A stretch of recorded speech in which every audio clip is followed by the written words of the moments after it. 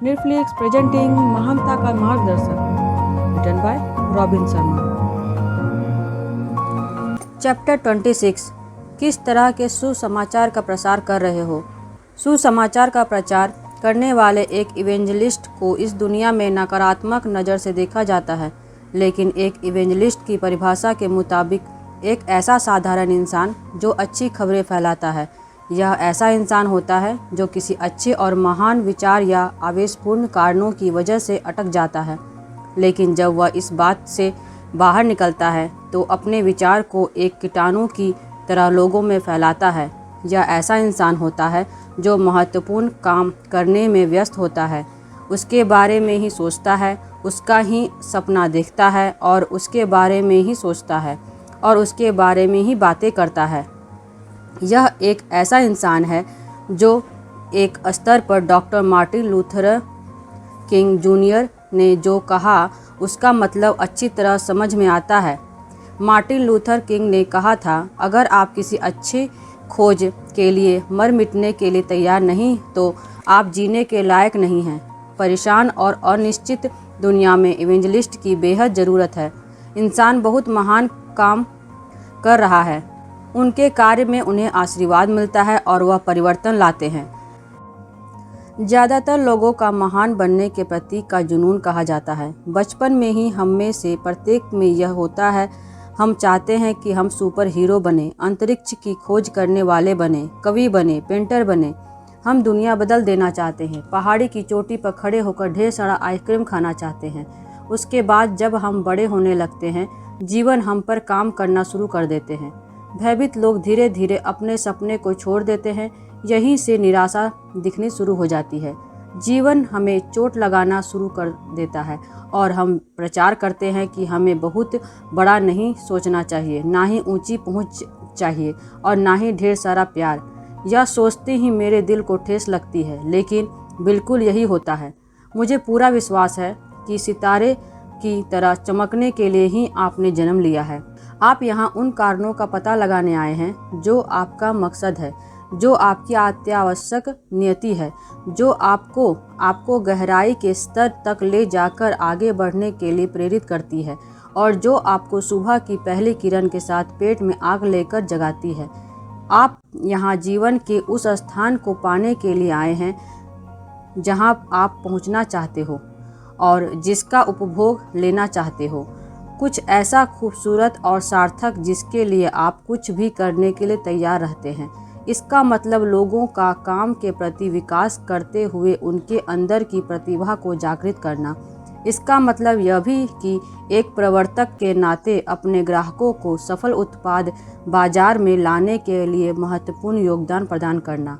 आपके होने का मतलब समुदाय के लोगों को मदद कर उन्हें ऊंचाई पर ले जाना या फिर जिन्हें बेहद ज़रूरत है उन्हें मदद करना। हाल ही में मैंने एक वकील के बारे में पढ़ा जिसमें लिखा था, वह अपने ग्राहकों को अधर में नहीं छोड़ता था, बल्कि इस कदर सेवा देता था कि उसकी आंखों से खून तक बहने लगे।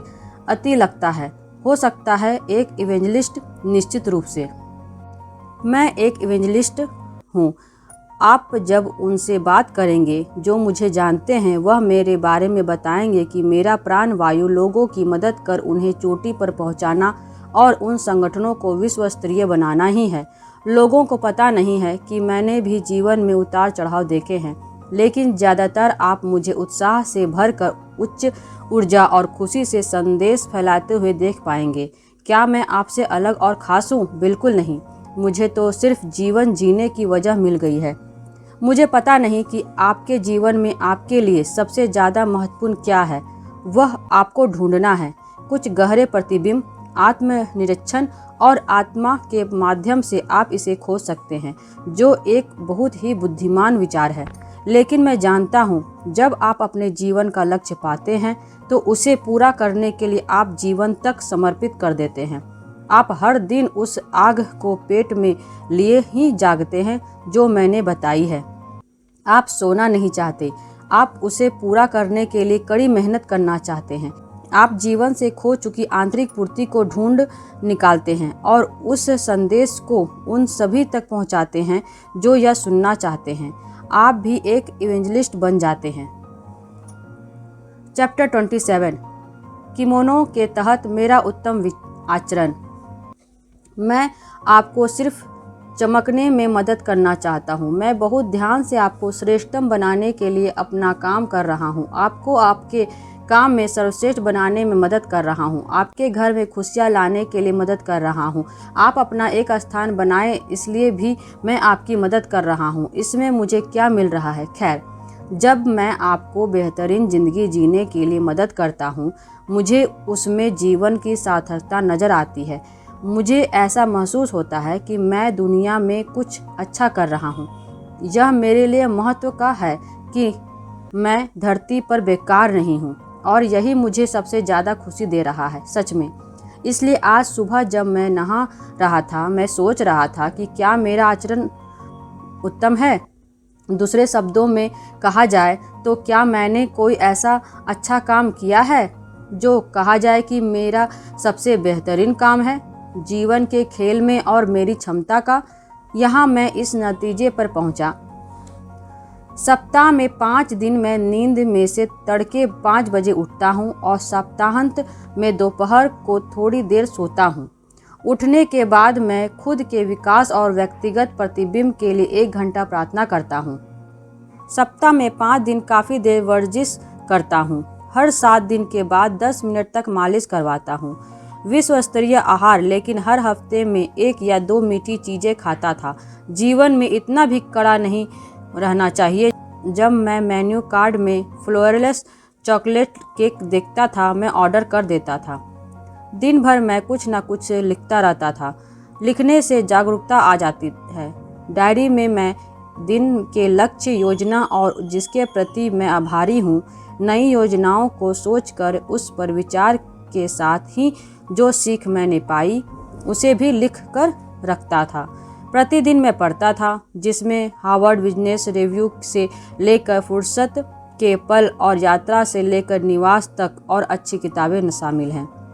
दिन भर दृढ़ता से भरी बातें कहता रहता हूँ या फिर सफलता के वक्तव्य को याद करता रहता हूँ, खास कर नहाते वक्त। इससे बेहद महत्वपूर्ण विचार मेरे दिल में कायम रहते हैं। यह विचार कार्रवाई के स्रोत हैं। सही सोच ही सही दिशा में ले जाती है। एक साप्ताहिक योजना का सत्र।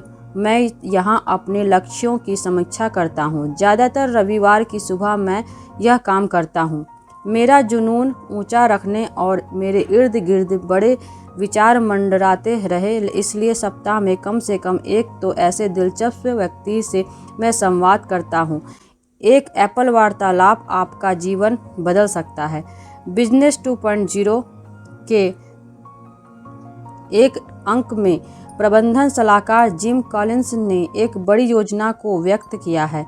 एक संरक्षक द्वारा एक बड़ी योजना सिर्फ 30 सेकंड में बांटी गई, जिसने मुझे पूरी तरह बदल दिया। जिस दिन आप यह शुरू करेंगे वह आपके नए जीवन का पहला दिन हो सकता है। यह आपकी पसंद है। इससे ज़्यादा मैं करता हूँ, लेकिन यह मेरे सबसे अच्छे निजी आचरण है जो मुझमें से श्रेष्ठ बाहर निकालते हैं। इसमें से कोई भी एक आप उठा लीजिए। जिससे आप असहमत हैं उसे त्याग दें। आपको अपना जीवन जीते वक्त इसमें से कौन सा फ़ायदेमंद है वह चुन लीजिए और उस पर आज से ही अमल करना शुरू कर दें। जिस दिन आप इसे शुरू करेंगे वह आपके नए जीवन का पहला दिन हो सकता है। यह सब आपकी पसंद है। चैप्टर 28 संस्कृति ही राजा है। हाल ही में मैं उच्च तकनीकी प्रबंधकों के एक समूह के लिए नेतृत्व प्रशिक्षण दे रहा था। विश्राम के समय एक अच्छा दिखने वाला व्यक्ति मेरे पास आया और अपनी बातें मुझसे कहने लगा। आपने जो संगठन में सभी में नेतृत्व संस्कृति बढ़ाने की बात कही वह मुझे बहुत ही अच्छी लगी। अब हमारी कंपनी में हमारी सबसे बड़ी प्राथमिकता हमारी संस्कृति के हिसाब से काम करने की है। हम उसके बारे में लगातार बात करते रहते हैं। पिछले साल हमारी कंपनी ने 600% की तरक्की की। संस्कृति बढ़ाने पर केंद्रित हमारी योजना ने वैभवशाली काम किया। शानदार। जैसा कि मैंने पहले भी सुझाव दिया था, आपकी सबसे अस्थायी प्रतिस्पर्धा है आपको लाभ दिखाने वाली नेतृत्व की संस्कृति को विकसित करना। संगठनात्मक विकास और कर्मचारी प्रशिक्षण के लिए जब कोई कंपनी शर्मा लीडरशिप इंटरनेशनल को काम देती है, तब हम सबसे पहले कंपनी की काम करने की संस्कृति को विकसित करने का काम करते हैं, क्योंकि काम करने की संस्कृति पर ही आपका कार्य का प्रदर्शन निर्भर है। अगर आपका उत्पाद अच्छा है तो आपके प्रतिस्पर्धी उसकी नकल करेंगे, वह आपकी सेवा की नकल करेंगे, वह आपके ब्रांड की नकल करेंगे, लेकिन वह आपकी संस्कृति की कभी नकल नहीं कर पाएंगे। और आपकी संस्कृति ही एक ऐसी चीज़ है जो आपके संगठन को विशेष बनाती है। संगठन की काम करने की जो संस्कृति है, उससे आपके आचरण का स्तर पता चलता है, और वह अगर अच्छा है तो वह और आगे बढ़ते जाता है। आपकी संस्कृति ग्राहकों को बताती है कि महत्वपूर्ण क्या है और क्या स्वीकारना चाहिए। आपकी संस्कृति की वजह से ग्राहकों को पता चलता है कि आपके संगठन के मूल्य क्या हैं, जैसे ईमानदारी, नए की खोज, अंत तक सुधार करने का प्रयत्न, ग्राहकों को संतुष्ट करना, सहयोग, स्पष्टवादिता और ढेर सारे। आपके संगठन की संस्कृति आपकी दार्शनिकता तय करती है, आपकी पौराणिकता और आपका धर्म तय करती है, और मेरे लिए संस्कृति ही राजा है। आपकी सबसे अस्थायी प्रतिस्पर्धा है आपको लाभ दिखाने वाले नेतृत्व की संस्कृति को विकसित करना। कंपनी में संस्कृति निर्माण के 5 बेहतरीन तरीके इस प्रकार हैं। अनुष्ठान। संस्कृति में मैं पूजा पद्धति पसंद करता हूँ। अच्छी कंपनियाँ जैसे Dell, Google, Southwest Airlines, Apple और वॉलमार्ट की काम करने की शैली समान है, यानी उनकी पूजा पद्धति एक जैसी ही है। 7 बजे टीम के सदस्यों का मिलना, शुक्रवार की दोपहर टीम के सदस्यों के संबंधों में बढ़ावा आने के लिए पिज़्ज़ा पार्टी का आयोजन करना अनूठे रिवाज हैं। इन रस्मों की वजह से संस्कृति को रूप मिलता है और वह खास भी बनती है। दूसरा, समारोह। बोस्टन साइंटिफिक जैसी कई अरब डॉलर की कंपनी की स्थापना करने वाले वैज्ञानिक जॉन एबल ने एक बार रात का खाना खाते वक्त मुझसे कहा था, जिसका आप समारोह मनाना चाहते हैं वह आपको मिल जाता है। बहुत ही शक्तिशाली सोच थी। जब आप किसी को अपनी संस्कृति के मूल्यों की रक्षा करने के लिए खड़ा हुआ देखते हैं, उसे जनता का हीरो बनाएं। व्यवहार को पुरस्कृत किए जाने से व्यवहार दोहराया जाता है, इसलिए अच्छा काम करने वाले लोगों को ढूंढें। वार्तालाप। आपका नेता जो कहता है वही आपके कर्मचारी करते रहते हैं और वैसे ही बनते हैं। आपके कर्मचारियों के दिलों तक आपकी दूरदृष्टि और आपके मूल्यों को पहुंचाने वाले कर्मचारियों के बारे में जब आप इकट्ठा होते हैं, साप्ताहिक बैठक या दिन में जब भी आप इकट्ठा होते हैं, या फिर जब आप वाटर कूलर के पास पानी पीते होते रहते हैं, तो आपको सतत बातें करते रहना चाहिए। निरंतर खड़े रहने के लिए आपको सुसमाचार इवेंजलाइज्ड प्रसारित करने की ज़रूरत है। जैक विच ने अपनी उत्कृष्ट पुस्तक विनिंग में लिखा है कि वह बहुत सारा समय जीई के लक्ष्य को ज़्यादा से ज़्यादा लोगों तक पहुंचाने के लिए व्यतीत करते हैं। वह सुबह 3 बजे बातें करने के लिए अपने लोगों को बुला लेते थे जब वह आधी नींद में रहते थे। इस बात को वह अच्छी तरह याद रखते थे और दोबारा बता भी सकते थे, जो मुझे याद नहीं रहता था। प्रशिक्षण।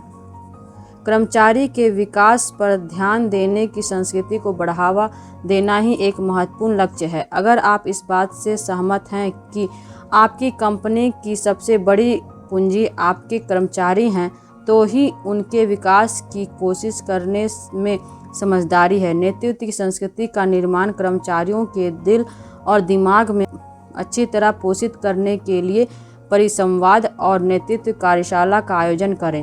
जब आपके कर्मचारी बेहतर बनेंगे, आपकी कंपनी भी बेहतर बनेगी। कहानी सुनाना। श्रेष्ठ कंपनियों में पीढ़ी दर पीढ़ी अच्छी कहानियाँ सुनाने की संस्कृति है। कहानी जैसे किस तरह कंपनी की स्थापना एक तहखाने में हुई, या किस तरह टीम के सदस्यों ने ग्राहकों तक उत्पाद पहुंचाने के लिए किस तरह अतिरिक्त मेहनत की, या कंपनी को कैसे आपदा की कगार से वापस लाने का काम किया। कर्मचारियों के दिलों में कंपनी के प्रति आत्मीयता बढ़ाने के लिए कहानियाँ बताना सबसे बेहतर तरीका है, जो सीमेंट की तरह कंपनी से कर्मचारियों को जोड़ देता है। प्रतिदिन काम कर जाने वाले लोग एक समुदाय का हिस्सा बनना चाहते हैं। इंसान की गहरी मनोवैज्ञानिक ज़रूरत लोगों के साथ रहने की होती है। हम उस संगठन के लिए काम करना चाहते हैं जो हमारी कद्र करना जानता हो, हमारे व्यक्तिगत विकास को बढ़ावा देता हो और हमें यह महसूस कराता हो कि हम एक सपने को पूरा करने में योगदान दे रहे हैं। इन बातों पर सही तरह से अमल कर नेतृत्व की संस्कृति तैयार की जाए और अपने बेहतरीन कर्मचारियों को साथ में रखते हुए अन्य अच्छे कर्मचारियों को भी अपनी ओर आकर्षित करें। क्या यह सही नहीं होगा? चैप्टर 29, आपका कार्यक्रम झूठ साबित ना हो। एक पुरानी कहावत है, आपने जो किया उसे ऊंची आवाज़ में बताएं, क्योंकि मैंने उसे सुना नहीं। आप कह सकते हैं कि आपका परिवार ही आपकी प्राथमिकता है, लेकिन परिवार के लिए समय देना आपके कार्यक्रम में शामिल नहीं है। तो इसमें सच्चाई यह है कि आपका परिवार आपके जीवन की प्राथमिकता नहीं है। आप यह भी कह सकते हैं कि सशक्त शरीर आपका सबसे बड़ी प्राथमिकता है, और मैं देख रहा हूँ कि आप सप्ताह के कार्यक्रम में 5-6 बार भी जिम में जाना शामिल नहीं है। इसका मतलब असलियत यह है कि आप जो सशक्त शरीर की बात कर रहे हैं वह एक ढोंग है और वह आपके लिए महत्वपूर्ण नहीं है। आप यह बहस भी कर सकते हैं कि स्वयं विकास आपके लिए अनिवार्य है और आप प्रभावी हैं। आपका कार्यक्रम मुझे बताइए और मैं आपको सच बताऊंगा, क्योंकि आपका कार्यक्रम झूठ नहीं बोलेगा। प्रामाणिक सफलता और स्थायी खुशी आपके जीवन में नहीं है, क्योंकि आपके दैनिक कार्यक्रम उच्च विचारों से मेल नहीं खा रहे हैं। यह बहुत ही बड़ी सोच है जो उन कार्यकारी ग्राहकों के लिए उपयोगी साबित हुए हैं जिन्हें मैंने सिखाया है। आप जो कर रहे हैं और आप जो हैं, अगर उसमें अंतर है तो आप ईमानदार नहीं हैं। मैं उसे ईमानदारी से अंतर कहूँगा। अपने दैनिक प्रतिबद्धताओं और गहरे मूल्यों के बीच की खाई की वजह से आपका जीवन पूरी क्षमता से कार्यरत नहीं है और साथ ही खुशी भी कम मिल रही है। क्यों? क्योंकि आप जो बोल रहे हो वह नहीं कर रहे हो। आपका काम आपके बातों से मेल नहीं खा रहा है। आप खुद से विश्वासघात करने का अपराध कर रहे हो, सबसे बड़ा अपराध, और इसका गवाह आपके अंदर ही गहराई से रह रहा है। आपका विवेक, उसे देखिए। आपका कार्यक्रम ही आपके वास्तव मूल्य और विश्वास का सबसे बड़ा पैमाना है और जो आपके लिए महत्वपूर्ण भी है। आपका कार्यक्रम ही आपके वास्तव मूल्य और विश्वास का सबसे बड़ा पैमाना है और जो आपके लिए महत्वपूर्ण भी है। बहुत सारे लोग अच्छी अच्छी बातें करते हैं, लेकिन बातें करना आसान है। बातें कम करें और काम ज़्यादा करें। आपका कार्यक्रम मुझे बताइए और मैं आपको बताऊंगा कि आपकी प्राथमिकता क्या है। मैं एक मुकदमे लड़ने वाला वकील हूँ। अदालत में गवाह उन्हें जो चाहे कह सकते हैं, लेकिन सबूत कभी झूठ नहीं बोलते। चैप्टर 30, एक अभिभावक के रूप में चमकें। मैंने जिन ग्राहकों को सिखाया है उनमें से कुछ ऐसे ग्राहक हैं, अपने निजी हवाई जहाज़ से टोरंटो के पास वाले एक छोटे से हवाई अड्डे पर उतरकर मेरे पास आते हैं और हमारी पहली ही मुलाकात में कहते हैं, रॉबिन, मेरे पास बहुत सारा पैसा है। दुनिया भर में फैले हुए लोगों का मेरे घर में तांता लगा रहता है। मेरी सार्वजनिक प्रशंसा भी होती है। बावजूद इसके मैं बेहद दुखी हूँ। मैंने पूछा क्यों? तो उसने कहा, क्योंकि व्यवसाय बढ़ाने के चक्कर में मैंने अपना परिवार खो दिया। मेरी पत्नी ने मुझे छोड़ दिया और मेरे बच्चे तो मुझे जानते ही नहीं। तब मेरा दिल टूट जाता है। इस तरह का ही उत्तर आम तौर पर मिलता है। आपके प्राथमिकता की सूची में शीर्ष पर आपके स्वास्थ्य के साथ ही अपने परिवार को भी रखें। इसका क्या मतलब है? जब आप अपना सपना तो पूरा कर रहे हैं, लेकिन अकेले ही। एक असाधारण माता पिता के लिए और भी कुछ बातें हैं जो बेहद महत्वपूर्ण हैं। बच्चे अविश्वसनीय रूप से जल्दी बड़े हो जाते हैं। पलक झपकी और वह चले गए अपना जीवन जीने के लिए। मुझे लगता है कि मेरी बेटी का जन्म अभी 1-2 वर्ष पहले ही हुआ है, लेकिन आज वह 9 वर्ष की है और वह अपना ज़्यादातर समय अपने सबसे अच्छे दोस्त मैक्स के साथ खेलने में बिताती है। मैक्स लाड़ प्यार से बिगड़ा लड़का है जिसे प्रशिक्षित करने की आवश्यकता है। ऐसा लगता है कि कल ही मेरे मांसल गालों वाला शिशु की तरह आवाज़ें निकालने वाला बेटा बाबा गाड़ी में घूम रहा था, जो अब 11 वर्ष का है। वह मुझसे भी तेज गति से पढ़ता है और अपने भविष्य की योजनाओं को मेरे साथ बांटता है। वह एक उद्यमशील पूंजीपति बनना चाहता है। इतनी जल्दी बच्चों को बड़े होते देखना वाकई बहुत ही दुख की बात है। मुझे लगता है कि उदारता के साथ अपने समय का कुछ हिस्सा मैं उन्हें समर्पित करूं।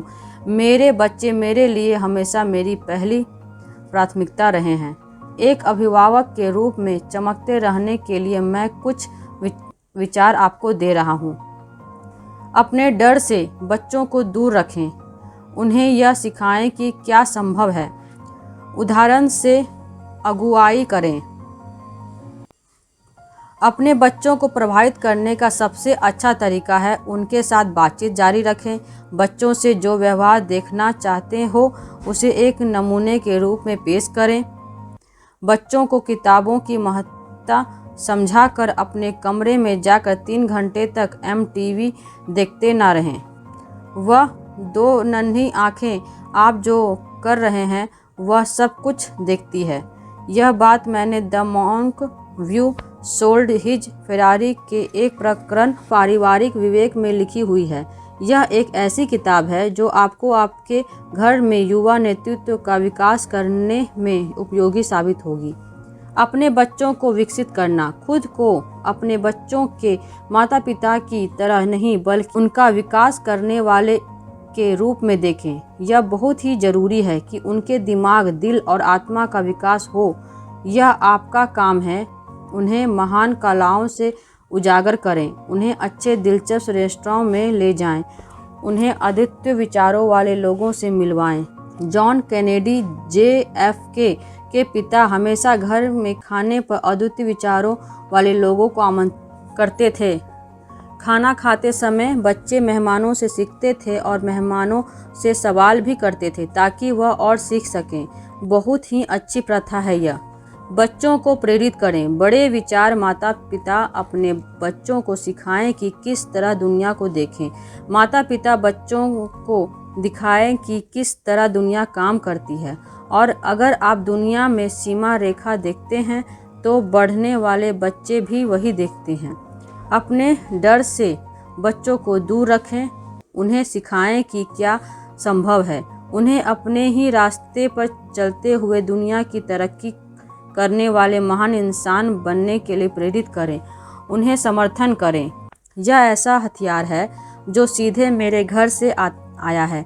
प्रतिदिन सोने के पहले मैं अपने बच्चों से 4 बातें कहता हूँ।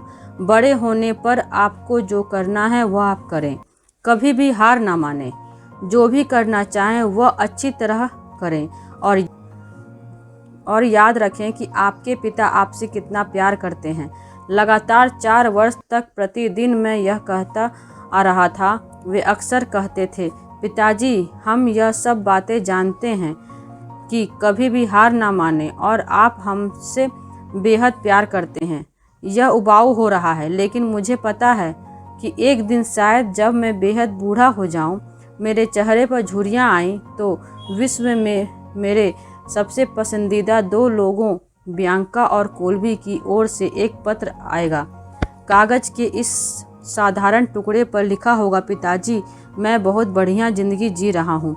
पिता के रूप में हमारे साथ रहने के लिए आपका धन्यवाद। साथ ही उन 4 बातों के लिए भी धन्यवाद जो हर रात को सोने से पहले आप हमसे कहते थे। उन्हीं बातों ने मेरे जीवन में बदलाव आया।